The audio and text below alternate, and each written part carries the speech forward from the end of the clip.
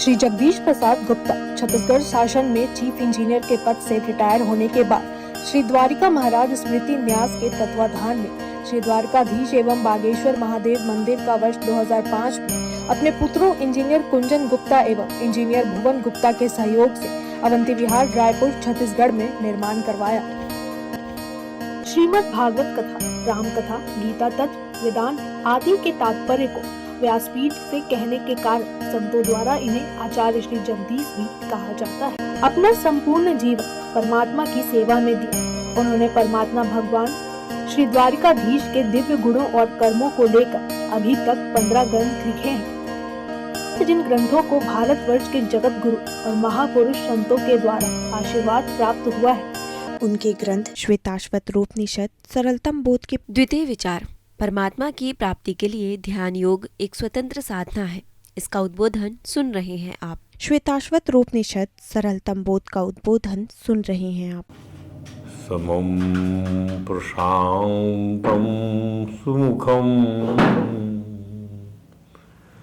दीर्घचारु चतुर्भुजं सुंदर चारुग्रीवं सुकपोलं शुचिस्मितं समानकर्ण विन्यस्त स्फुरन् मकराकृतकुण्डलं हेमाम्बरं घनश्यामं श्रीवत्सां श्रीनिकेतनं शंखचक्र गदा पद्म वनमाला विभूषितं नूपुरै विलसितपादं कौस्तुभ प्रभयायुतम्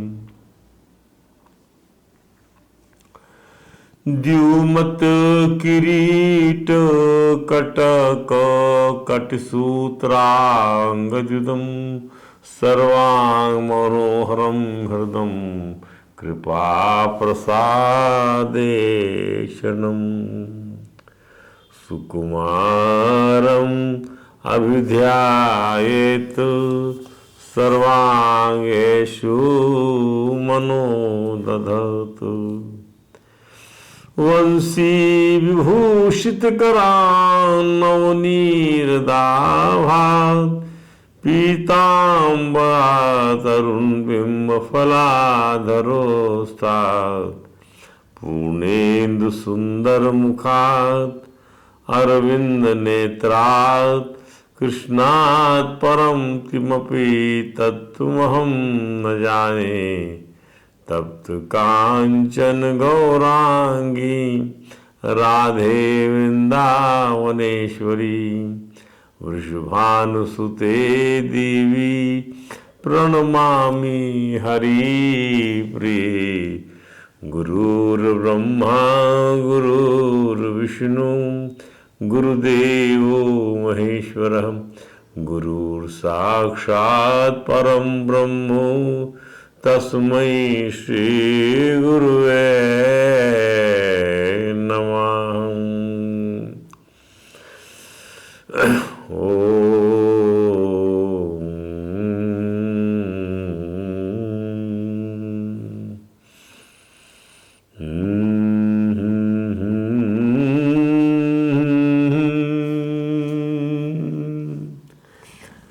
जन्मना व्रजः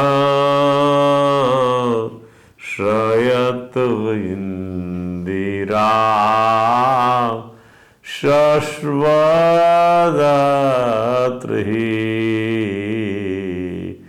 दयितदृशतां दीक्षुतावका त्वयि धृतासवं त्वां विचिन्वते त्वयि धृतासवं त्वां विचिन्वते तो कथामृता तप्त जीवना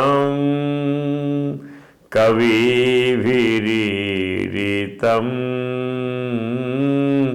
कल्मषापहं श्रवणमङ्गलं श्रीमदाततं भुवि गृह्णन्ति ते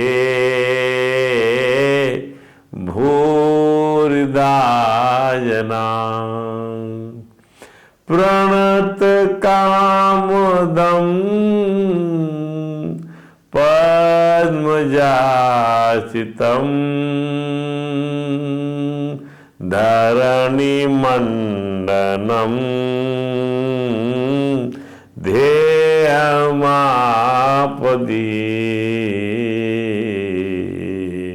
चरण पंकजं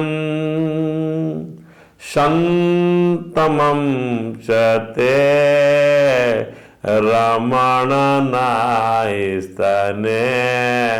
शु अर्पयाधिहन् पतिसुतान्वया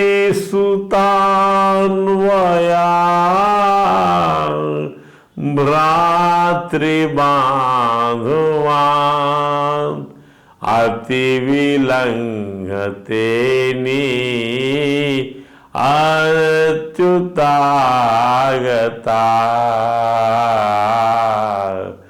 गतिविदस्तवो गीतमोहिता कितो योषिता कस्यचित् निशि व्रजवनौकसां व्यक्तिरङ्गते वृजनयन्तलं विश्वमङ्गलं त्यजमनाकचानास्त्वत् स्पृहात्मनां स्वजनहृदयरुजां यन्निषूदनम्। बोलिए परात्पर परम त्रिलोकीनाथ भक्त वांछा कल्पतरु भक्त वत्सल कृपण वत्सल शरणागत वत्सल भगवान श्री द्वारकाधीश महाराज की जय। भगवान श्री बांके बिहारी लाल की जय। भगवान श्री रास बिहारी लाल की जय। भगवान श्री राधा दामोदर नाथ की जय। भगवान श्री राधाकृष्ण सरकार की जय। श्री सद्गुरु भगवान की जय। समस्त गुरु भगवान की जय। श्री चैतन्य महाप्रभु जी महाराज की जय। देवर्षि नारद जी महाराज की जय। भगवान श्री व्यास जी महाराज की जय। परम भागवत भगवान श्री सुखदेव जी महाराज की जय। जय श्री राधे जय। आइए श्वेता सदरोपनिषद सरलतम बोध के द्वितीय विचार के में हम मंत्र अध्याय 2 के मंत्र 13 की विवेचना करीब करीब समाप्त कर चुके थे। उसमें बताया गया था कि जब आप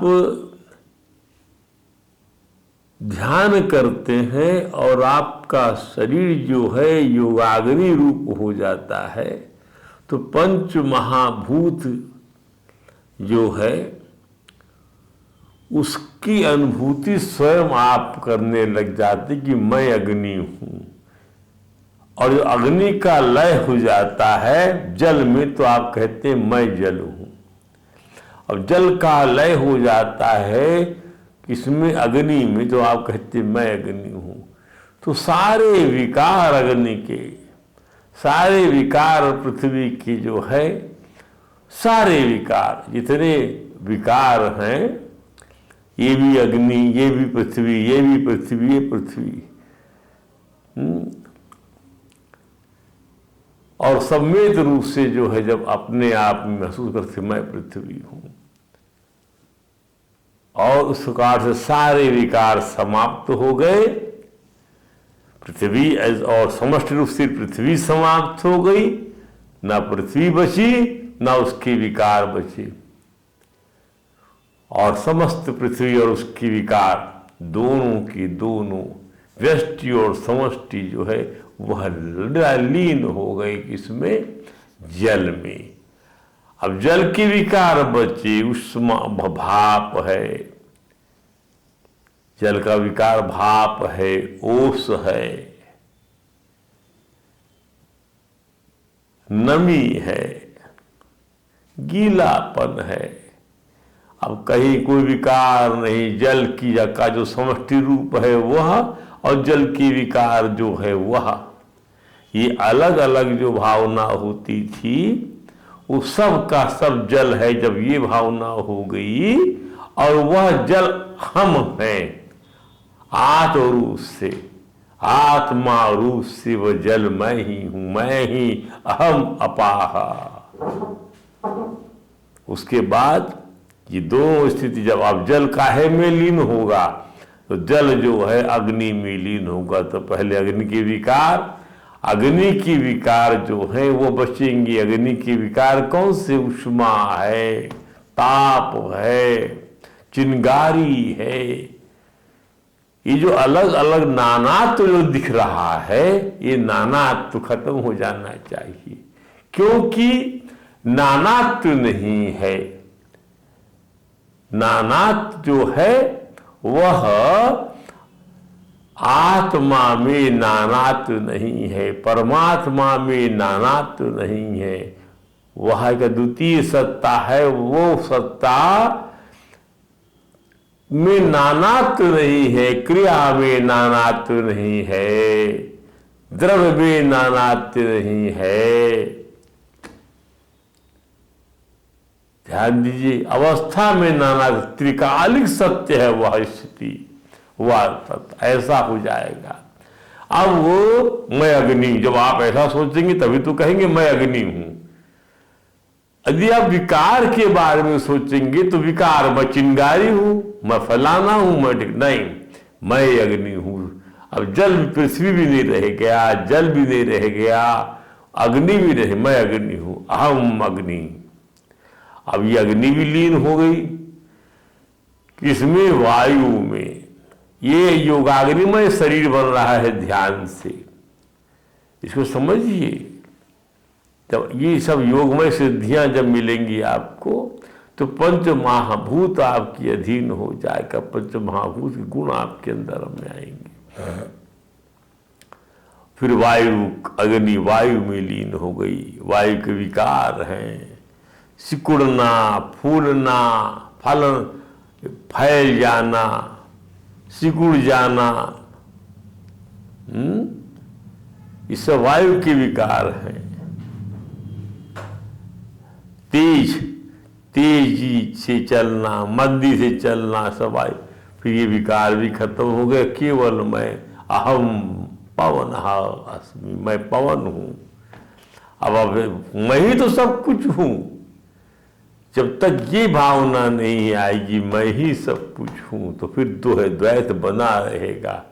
भगवान यही तो समझाते हैं, जब मैं ब्रह्म हूं, सब कुछ मैं हूं और तुम मेरे अंश हो, तुम भी सब कुछ हो। क्यों नहीं समझते इस चीज को? तुम भी सब कुछ हो। मैं विराट हूं तो तुम अंश हो, पर हो सब कुछ।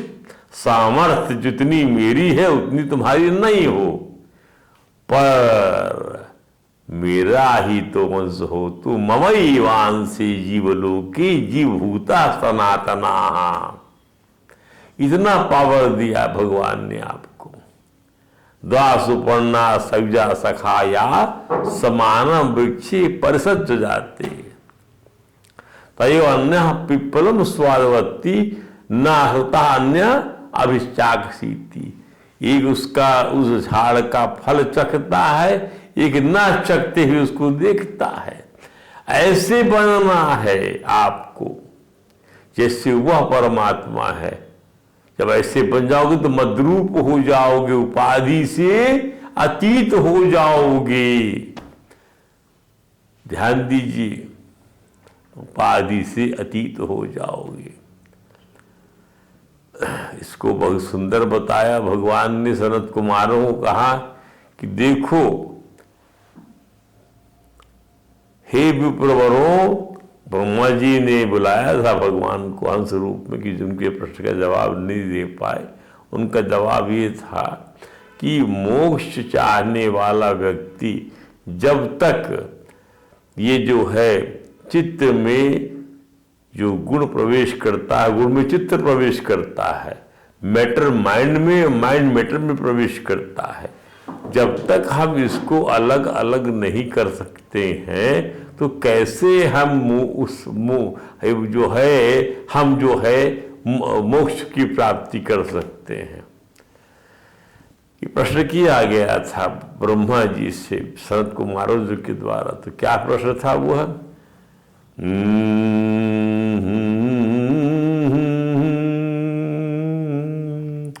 गुणेषु आविशते चित्तम गुणाचेदसे प्रभु। गुणेषु गुणों में आविशते चेतो, चित्त जो है गुणों में, चित्त गुणों में आविष्ट हो जाता है, गुणों में खिंच जाता है, गुणों में चित्त। ध्यान दीजिए। और गुणा चेदसी प्रभु, और गुण चेद, और गुण जो है चित्त में प्रवेश कर जाते हैं। गुण कोई रोक नहीं पाता इसको।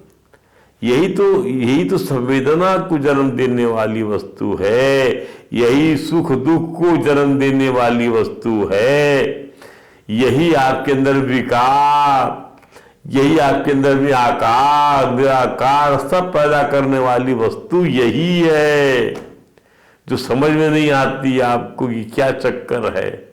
तो कहा सनत कुमारों ने ब्रह्मा जी से, कथम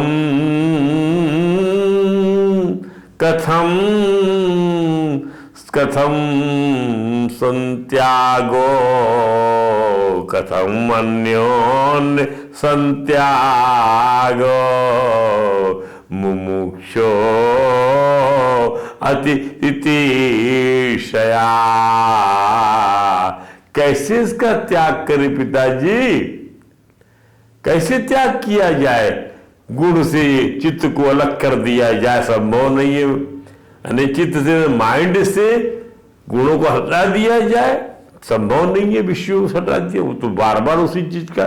और इसी प्रकार से गुण को चित्त से, और चित्त गुण से, धूल से पृथ्वी को, अब भूमि को, भूमि से गुण को, पृथ्वी को कैसे हटा दिया जाए? तो भगवान ब्रह्मा जब जवाब नहीं दे पाए, तो जब उन्होंने बुलाया है हंस रूप में सनत भगवान कृष्ण को, भगवान ये प्रसंग उद्धव जी को बता रहे हैं। भगवान वहां पहुंचे, इन्होंने सब प्रश्न किया, आते सब कौन है आप, ऐसा प्रश्न कर दिया सनत कुमारों ने। तो भगवान ने बताया, भैया क्या कहा, पंचात्मकेषु भूतेषु समानेषु वस्तुता।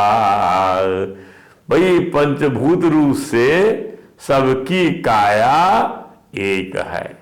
पंचात्मकेषु भूतेषु समानेषु वस्तुता। तो को भवानिति वह प्रश्न वाचारंभ अनर्थ का। आपका यह प्रश्न जो है वाचारंभ है, खाली वाणी विलास है, इसका कोई मतलब नहीं है। कौन है आप? मैं और तुम एक ही तो है ये नहीं? पंचभूत रूप से तुम और मैं एक ही तो है। तुम पंचभूत से बने हो, हाँ मैं पंचभूत से बनो। तो अंतर किस बात का हो रहा है? जिस बात का तुम अंतर समझ रहे हो वह केवल जो है अनर्थक है। तत्व की दृष्टि से उसका कोई मतलब नहीं है। अद्वितीय ब्रह्म की दृष्टि से उसका कोई मतलब नहीं है। देखो सनत कुमारों, इसको समझो क्या कि मनसा वाचा दृष्टया अन्नैन्द्रियैरपि गृह्यते अन्नैन्द्रियैरपि मनसा वाचा दृष्टया गृह्यते अन्यैरिन्द्रियैरपि अहमेव न मत्तो अन्यादिति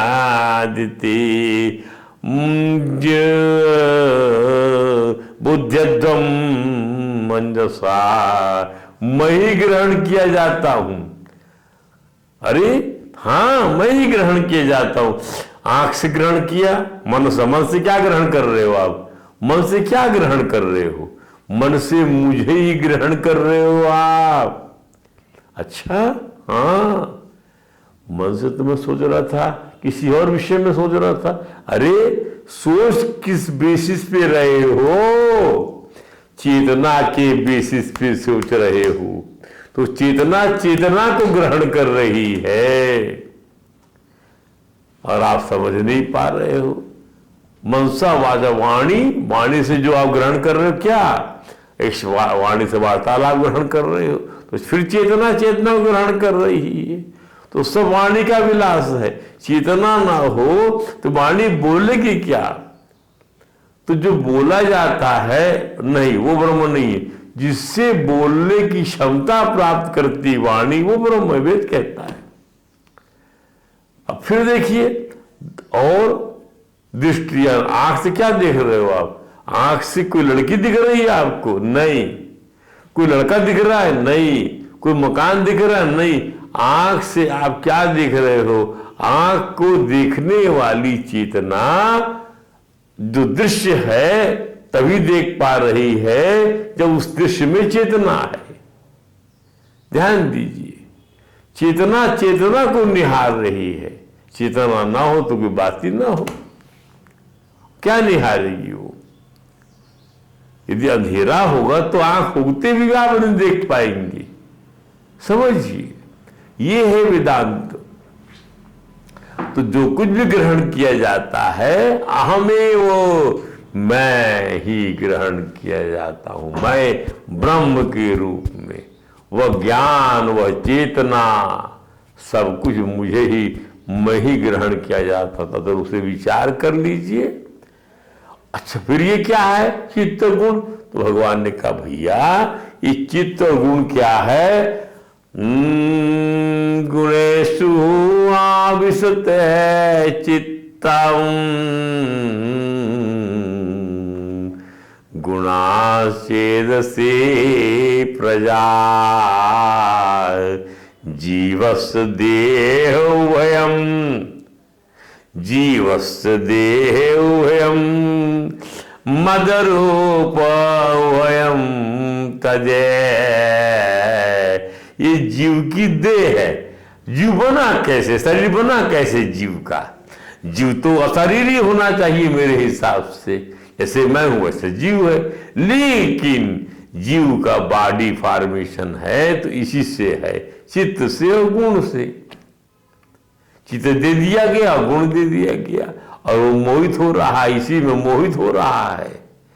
ये दोनों की चीजें जो है उसकी उपाधि है, ये प्रकृति जन्य है।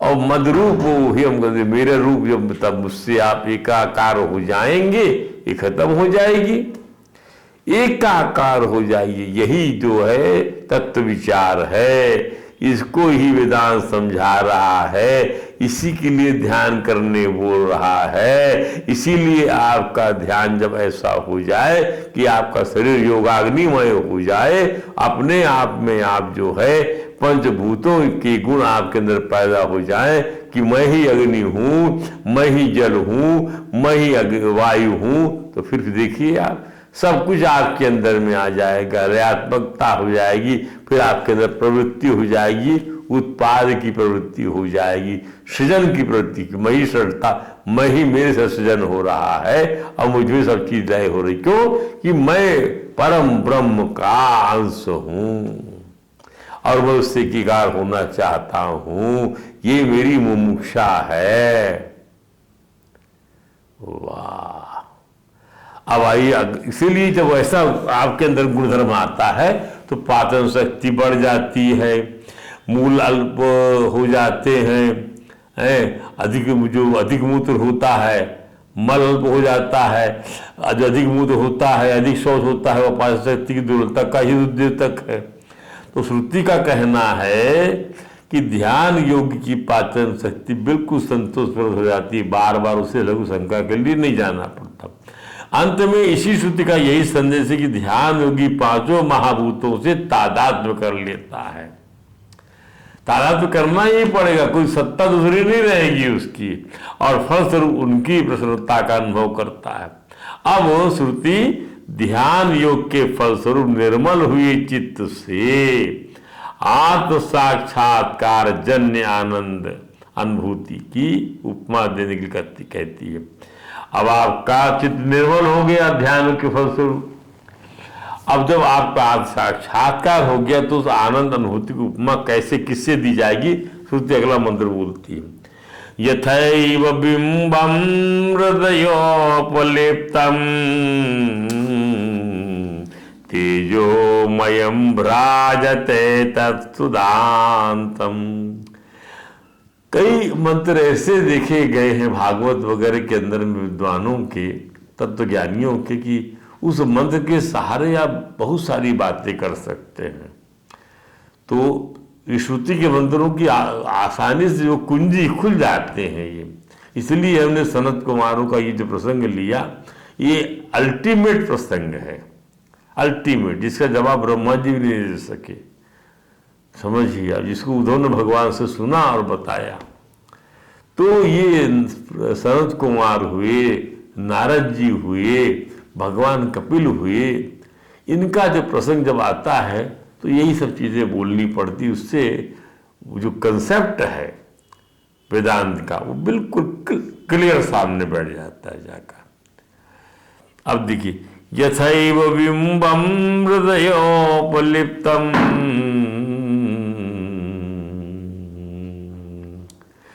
यथैव बिंबम हृदयोपलिप्तम तेजोमयं भ्राजते तत्सुधांतम तद्वात्म तत्वं संप्रसमीक्ष देहि एकः कृतार्थो भवते वीतयोगा यदा आत्मतत्वेन तु ब्रह्म तत्वं दीपोपमेनेह युक्तः प्रपश्येत् अजम ध्रुवं सर्वतत्त्वैर्विशुद्धं ज्ञात्वा देवम् उच्यते सर्वपाशैः।